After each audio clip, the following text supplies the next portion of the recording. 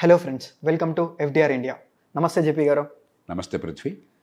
కర్ణాటకలో ఒక రచ్చ నడుస్తుంటే తెలంగాణలో ఏమో ఈ రోజు నుండి తెలంగాణ ప్రభుత్వం రూపాయి కూడబెట్టి మరి రైతులకు రుణమాఫీ ఇస్తామంటున్నారు. ఇది తెలంగాణ రైతులకు లాభమా నష్టమా? ఇవాళ పేపర్లో యాడ్స్ అన్నీ అవే. అవును. ఫుల్ పేజ్ అడ్వర్టైజ్మెంట్స్ ముఖ్యమంత్రి గారి బొమ్మతో.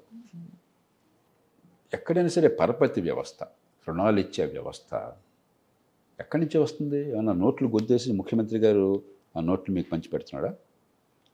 మీరు నేను చాలా కష్టపడి పొదుపు చేసి దాచుకున్న డబ్బుని బ్యాంకుల్లో పెడుతున్నాం. అంతేగాని బ్యాంకు యాజమాన్యానికి డబ్బులు లేవు, ముఖ్యమంత్రి దగ్గర డబ్బులు లేవు, మన డబ్బులు ఇవి.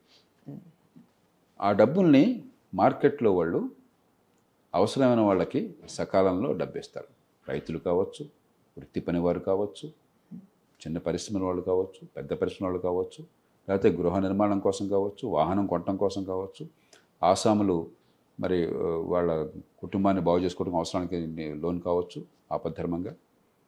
అవన్నీ 100 రూపాయలు తీసుకుంటే 100 రూపాయల మీద వడ్డీతో సహా 110 రూపాయలు తిరిగి వస్తే దానిలో సిబ్బంది ఖర్చులు, కొన్ని రుణాలు పాపం రుణాలు తీసుకున్నవాడు ఏ పొరపాటు లేకుండా తిరిగి వెళ్ళకపోవచ్చు అసలు. ఎందుకంటే కంపెనీ మూతపడిపోయింది అనుకోండి, వాళ్ళు ఏ తప్పు లేకుండా ఆస్తులన్నీ జప్తు చేసినా కూడా చాలేదనుకోండి, నష్టం భరించాల్సి వస్తుంది. ఇవన్నీ కవర్ చేసిన తర్వాత ₹1, ₹2 లాభం వస్తుంది. ఇది రుణ వ్యవస్థ నడిచేది.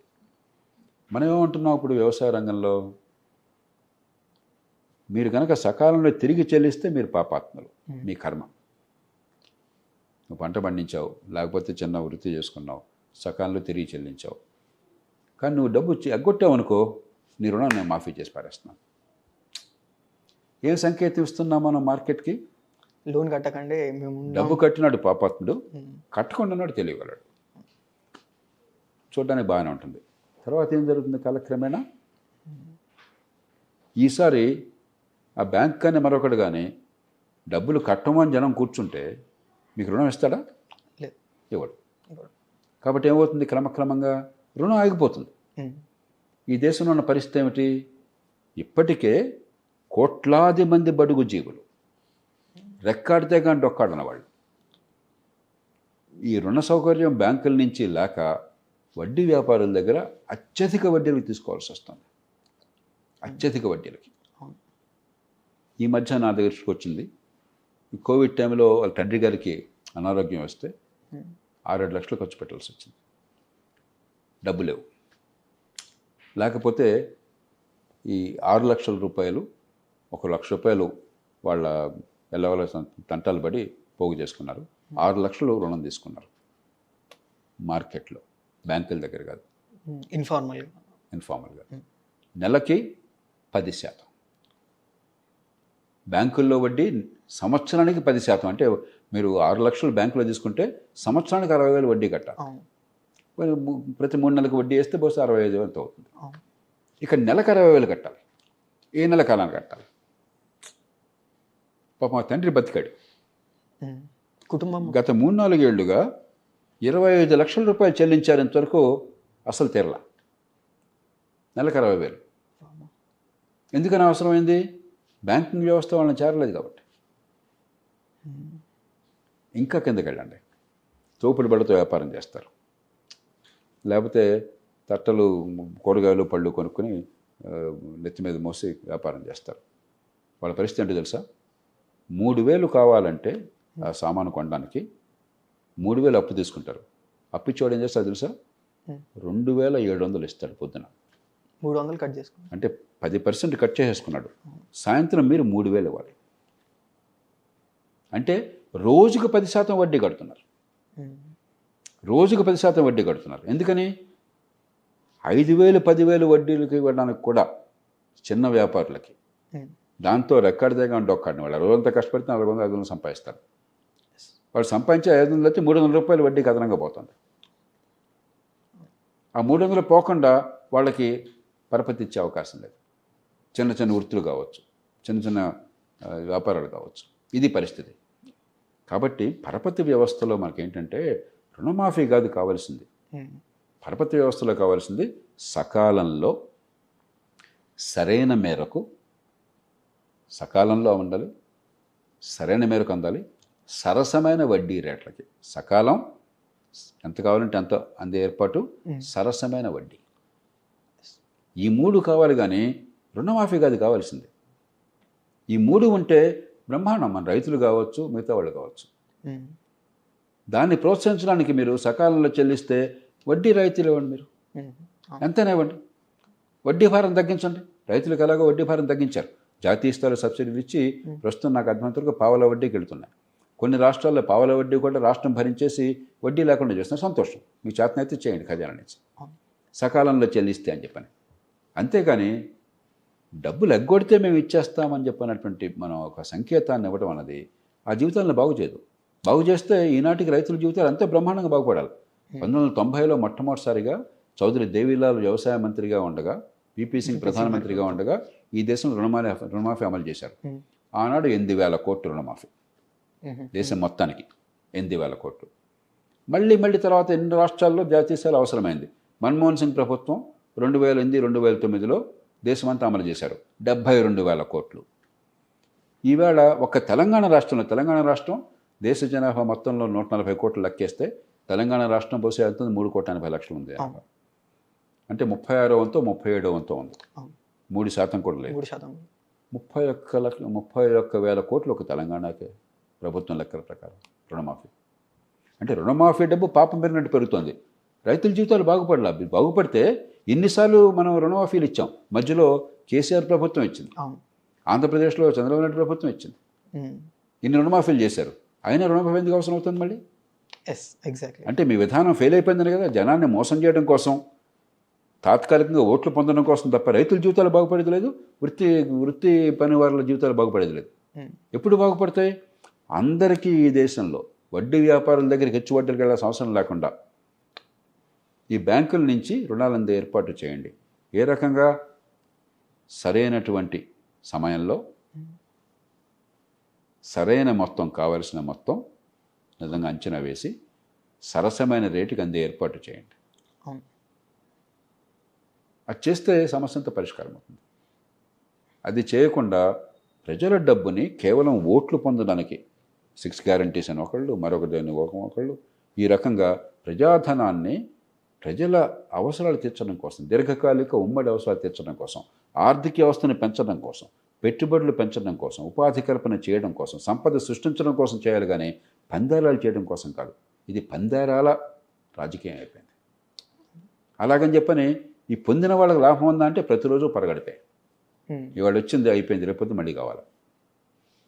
వ్యవసాయం అప్పుడు 40-50 ఏళ్ళ నుంచి నేను వింటున్నాను ఇదే సమస్యలు, ఇదే మాటలు. అమ్మబోతే అడివి, కొనబోతే కొరివి, టైంకి రుణం ఇచ్చేవాడు, వడ్డీ పాలన వస్తుంది, వడ్డీకి డబ్బులు తెచ్చుకున్నాం కాబట్టి ఆయన కాడి తెగ నమ్ముకోవాల్సి వస్తుంది, మార్కెట్లో రేటు ఉన్నా కూడా వాళ్ళ దగ్గర కూడా అమ్మడానికి వెళ్ళి, ఇవన్నీ రోజు ఉన్న సమస్యలే. ఆ సమస్యల పరిష్కారం కోసం ప్రయత్నం చేయకుండా మభ్యపెట్టడం కోసం అంతే. ఇది చాలా తప్పు. ఈ మాటలు అంత నిష్కర్షగా ఎవరో ఒకరు చెప్పకపోతే ఎల్లకాలం ప్రజలు మోసపోతూనే ఉంటారు, ఖజానా ఖాళీ అవుతూనే ఉంటుంది. తెలంగాణ ప్రభుత్వం దేశంలో అతి ఎక్కువ మిగులుతో వచ్చిన ప్రభుత్వం. తెలంగాణ ఏర్పడ్డప్పుడు దేశం మొత్తంలో అతి ఎక్కువ మిగులు 14వ ఆర్థిక సంఘం ప్రకారం. ఇవాళ అప్పులు కూరుకుపోయింది. జీతభత్యాలు ఎట్లాగా ప్రతి నెల మీరు వెతుక్కుంటున్నారు, ఆ పైన అదనంగా భారం పెట్టుకుంటున్నారు అప్పు చేసి. మరి అంటే అప్పులు చేసే శక్తి మొత్తం పోతుంది, ఉన్నదంతా ఈ రకంగానే పోతుంది. అప్పులు చేసే డబ్బు పెట్టుబడులకు వెళ్ళాలి, తెలంగాణ అభివృద్ధి కోసం వెళ్ళాలి. హైదరాబాద్లో పెట్టుబడులు పెంచాలి, తెలంగాణలో పెట్టుబడులు పెంచాలి, కొత్త పరిశ్రమలు రావాలి, కొత్త పెట్టుబడులు రావాలి, కొత్త ఉపాధి కల్పన కావాలి, అదనంగా పన్నులు దాని నుంచి వాళ్ళకి రావాలి.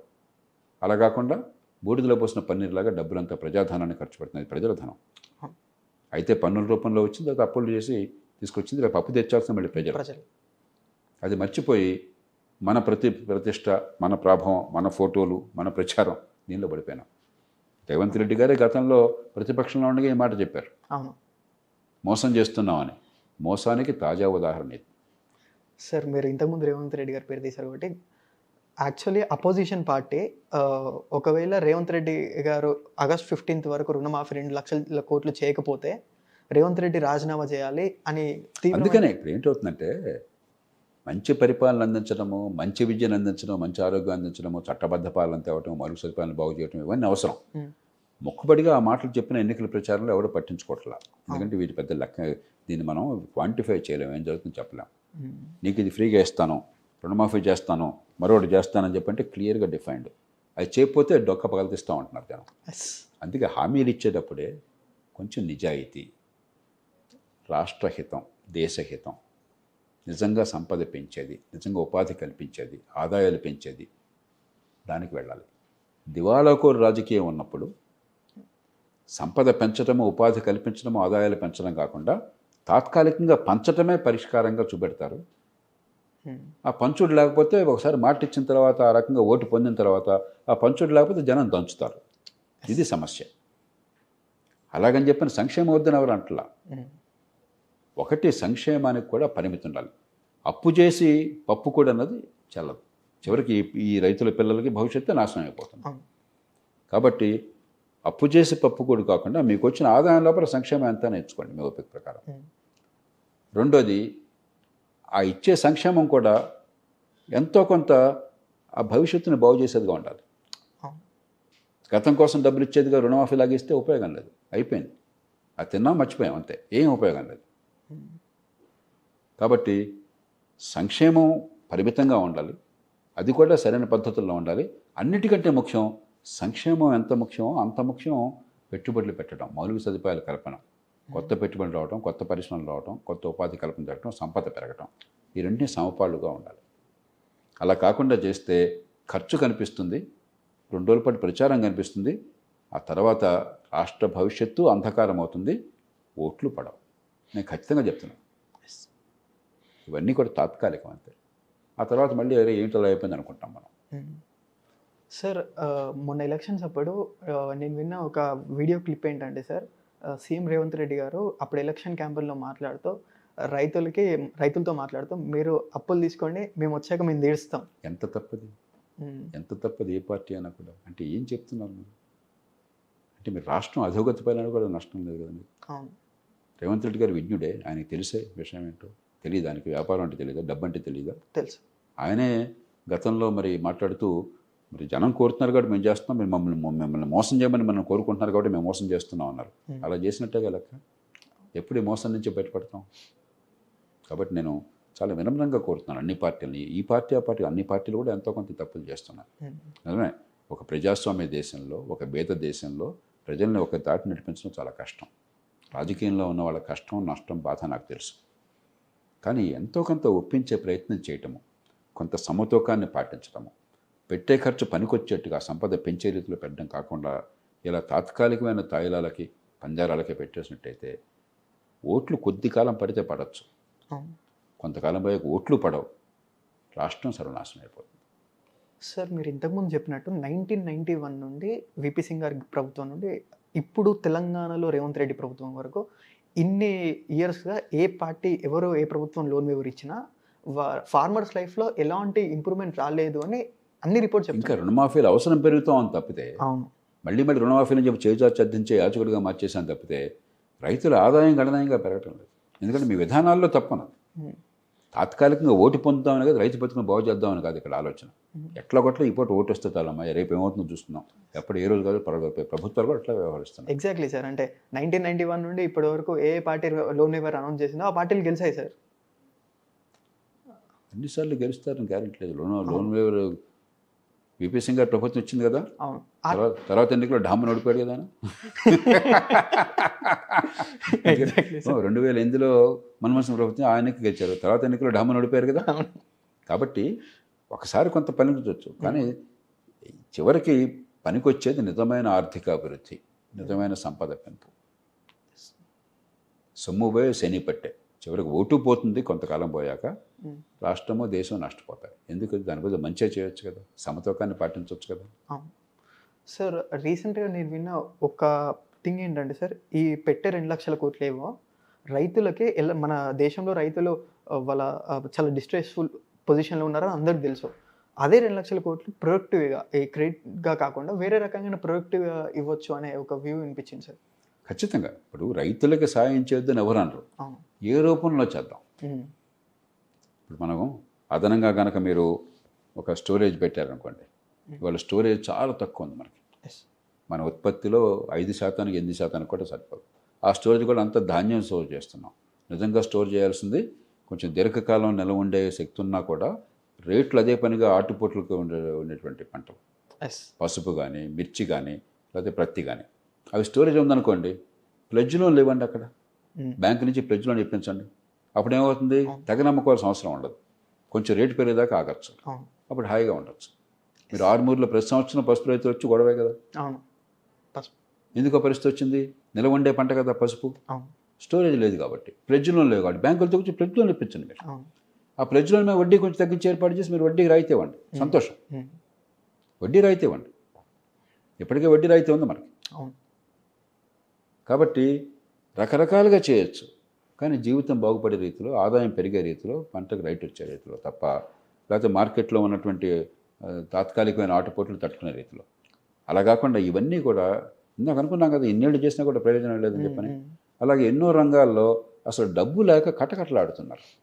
సంఘటిత రంగంలో బ్యాంకుల నుంచి అప్పులు వచ్చేవాళ్ళు 100కి 30-35 మంది పేదల్లో, మిగతా 60-70 మంది మార్కెట్లో చాలా ఎక్కువ వడ్డీ వ్యాపారుల దగ్గర లోన్ తీసుకుని పూర్తిగా కుదేలైపోతున్నాయి. మనం చేయాల్సింది అదే పనిగా ఎగ్గొట్టేసేయండి, మీకెందుకు, మీరు లోన్ తీసుకోండి, ఎలక్షన్ అవగానే నేను తీసి పారేస్తాను అని చెప్పంటే వాళ్ళ భవిష్యత్తు బాగుపడదు, దేశమే నష్టపోతుంది. కానీ నిజంగా కష్టంలో ఉన్నవాడు సకాలంలో లోన్ చెల్లిస్తే వాడు పాపాత్ముడు, లోన్ ఎగ్గొట్టినాడు గొప్పవాడు. ఈ ప్రోగ్రాంలో అవసరమైన వాళ్ళకి లోన్ అందట్లేదు, చిన్న చిన్న లోన్లు వాళ్ళు హెచ్చు వడ్డీలకు మార్కెట్లో తీసుకుని కుటుంబాలు గొల్లైపోతున్నాయి. కాబట్టి పరపతి వ్యవస్థ రకంగా చూసినా కూడా నిజంగా సమస్య పరిష్కారం కాదు ఇది. ఓట్ల వేట, ఓటు బ్యాంకుల కోసం ఓట్ల వేట. దేశం ఏమైనా పర్లేదు, వాళ్ళు బతుకునే మాసం మారకపోయినా పర్లేదు, వాళ్ళ జీవితాలు చెడిపోయినా పర్లేదు, మాకు ఓటేస్తే చాలు ఈ పూటకి. నిజంగా చేయాలంటే పరపతి రంగంలో వడ్డీల మీద రాయితీ ఇవ్వండి, సకాలంలో చెల్లిస్తే హెచ్చు వడ్డీలకు తీసుకుంటున్న వాళ్ళకి అవసరం లేకుండా బ్యాంకుల నుంచి ఏర్పాటు చేయండి. రైతులకు రేట్లు ఆటుపోట్లు ఎక్కువగా ఉన్నట్టయితే మీరు ప్లెడ్జ్ల నుంచి ఏర్పాటు చేయండి, స్టోరేజ్ పెంచి రకరకాలుగా రైతులు చేయొచ్చు. ఈ 31,000 కోట్ల రూపాయలతోనే రైతులు, చిన్న వ్యాపారులు, మరి చిరు వ్యాపారులు, తోపుడు బళ్ళతో అమ్ముకునే వాళ్ళు, ఇలాంటి వాళ్ళందరికీ కూడా అపారమైనటువంటి మేలు చేయొచ్చు, ఆదాయాలు పెరుగుతాయి. మీరు 30,000 కోట్లు ఇస్తే 50,000 కోట్లు, 1,00,000 కోట్ల ఆదాయం పెరుగుతుంది వాళ్ళకి.